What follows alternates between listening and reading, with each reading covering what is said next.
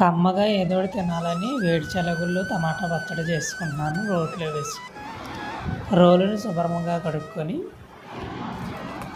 ఎండుమిర్చి, వెల్లుల్లి, జీలకర్ర నూనెలో బాగా వేపుకొని ఆ తర్వాత అందులో టమాటా ముక్కలు, కొద్దిగా చింతపండు వేసి బాగా మగ్గనివ్వాలి.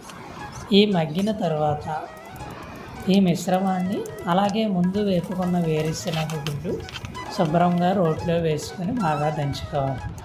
ఇప్పుడు కొద్దిగా అన్నం కూడా పొయ్యి మీద పెట్టాను. అంతలోకి ఈ పదార్థం అంతటినీ కూడా నీళ్ళు, ఉప్పు మొత్తం అన్నీ వేసి బాగా రోటిలో దంచుతాను. చూడండి, మెత్తగా దంచబడుతుందన్న ఎండుమిర్చి, వెల్లుల్లి, వేరుశనగుళ్ళు ఇవన్నీ కూడా బాగా రోటిలో మెత్తగా రుబ్బుతూ ఉన్నాను.